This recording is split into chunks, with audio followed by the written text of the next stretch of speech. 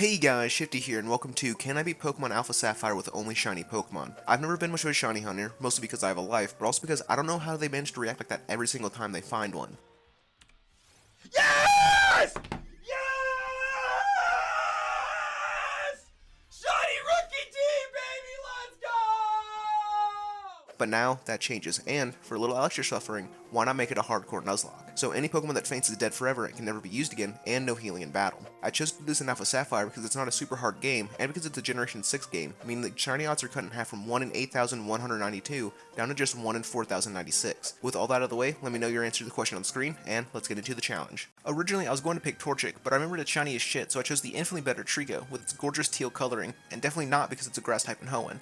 And I name him Emerald. Comment when you get the naming scheme. We go on to fight May at the top of Route 103 and are just barely able to defeat her disgusting non-shiny Torchic. Making our way to Petalburg Woods, we get our second team member, the shiny Zigzagoon Morganite. And while she won't be the biggest help against the first two gyms, don't count her out. She'll grow to be a big, strong, reliable Lanoon in no time. Speaking of gyms, it's time for the first one, and as you can imagine, it's not too hard with Geodude going down to a few absorbs, but Nosepass is a bit trickier as it's doing a pretty good chunk of damage to Trico, so Morganite has to come into Growl until Emerald can safely switch in and finish off Nosepass for a great first gym badge. With that done, we get to go to Dewford where we pick up another team member, that being Ruby the Magikarp. And while the nickname doesn't make sense right now, just wait until level 20. While she'll be a big help in the late game, looking at the team right now, we really only have one Pokemon that's good in the fighting gym, that being Emerald. So I decide to hunt for something else in Granite Cave, and we find a Makuhita. I'm not gonna lie, I was hoping for a Zubat for the juicy 4x fighting resist, but I think Pearl the Makuhita is still a valuable team member. And Pearl proves herself immediately by soloing Brawly with Force Palm. I bet Zubat couldn't have done that shit. Now it's time for the second May fight, and I remember this being actually difficult in the original Gen 3 games, but this time it was pretty easy except for her annoying ass Shroomish paralyzing and mega draining and leech seeding, but we prevailed. Speaking of Shroomish, check out my last Pokemon challenge where I try to beat Pokemon Platinum with only Shroomish and Breloom.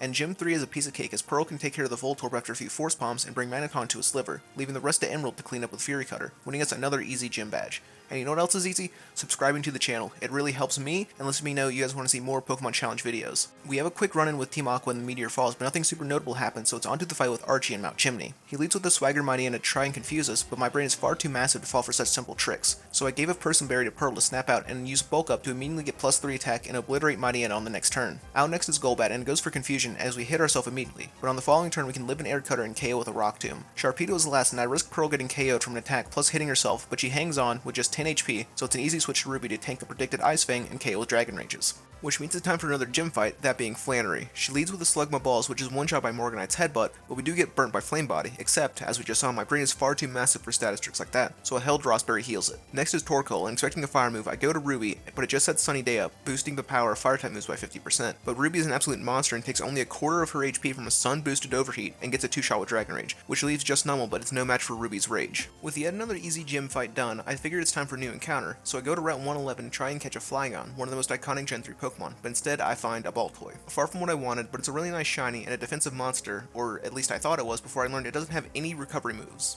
Like, nothing at all. No recover, no wish, not even pain split. The best it gets is rest, which, with a Chesto Berry isn't the worst, but after that, it's 2 turns of being useless. Absolutely baffling decision, especially when Medicham gets recovered. You know, the offensive Pokemon with huge power that's meant to do damage, but not Claydol. Can I get some hashtag give Claydol recovers in the comments for this crime? Sorry, got a little carried away.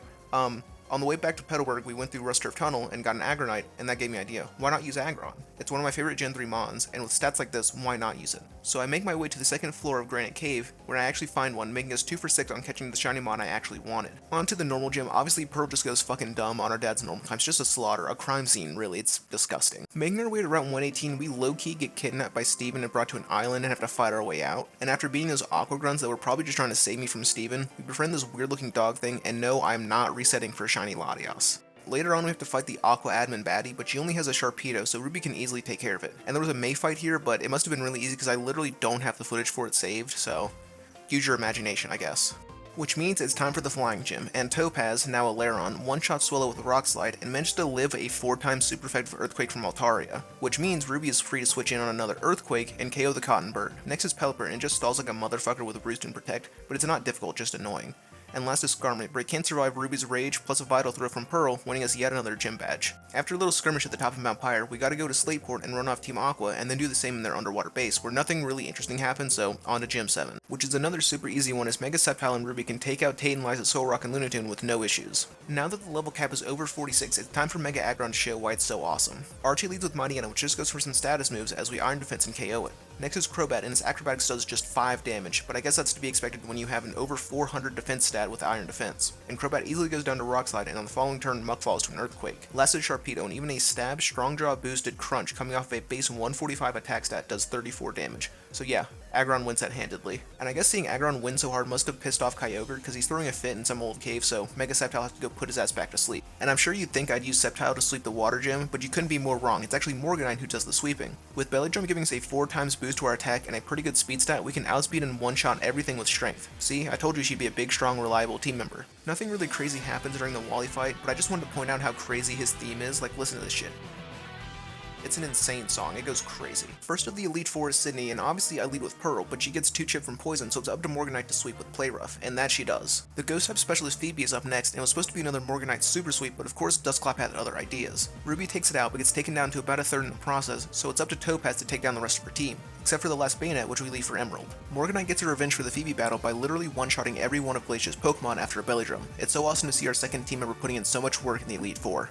Last of the Elite Four is Drake, and his lead Altari gets shot down by an Ice Beam from Citrine, meaning Kingdra comes in to surf, but Drake makes a pro play and switches out on an Earth Power to Flygon, but we got an Ice Beam for his ass too. Kingdra comes back in, but this time it puts us to sleep, so Sceptile comes in, and after a couple Leaf Blades, Kingdra's down. Drake's second Flygon comes out, meaning Ruby is free to KO with an Ice Fang, and she nearly KOs Salamence with another Ice Fang, but it lives, and somehow Ruby lives a 4 times super effective Thunder Fang, meaning Pearl can switch in and clean it up with a Fake Out, leaving just one more opponent, Steven Stone. Steven leads with Skarmory, but Pearl is a nearly perfect counter as we can break started with Fake Out and then kill with a close combat after he gets up a layer of spikes. Claydol is out next, so Emerald switches into KO with a Leaf Storm, but we have to go back to Pearl to KO Credilli with another close combat. Next is Aggron, but it's low-key walled by Claydol, especially with Cosmic Power boosting both our defenses, and a held Citrus Fairy keeps us healthy, so eventually we can KO with Earth Power. Second to last is Armaldo, and it's looking good until X's are crits and KOs, meaning we have our very first death and the very last battle of the game. Very tragic. Citrine, you never really did all that much, but you will be missed. And to avenge our fallen comrade, we do the only reasonable thing. Mega Evolve Topaz and secure our win. Armaldo goes down to a Rock Slide, and Mega Metagross would be scary if it had a good move to click, but it only has normal, steel, and psychic moves, and they're all physical. So, 3 Earthquakes take down Steven's last Mon, making us the champion and winning us the challenge. This was a really fun challenge, especially using Pokemon I would never use otherwise, namely Lanoon and Claydol, but god was the grind annoying. I didn't talk about it in the video because I didn't want to mention every single time how long it took to find each shiny, but don't expect these shiny videos very often. But overall, I enjoyed it, and I hope you guys did too, and if you did, consider subscribing, it really goes a long way, and let me know what other Pokemon challenges you want to see me do. So thank you guys for watching, and I'll see you in the next one. Peace.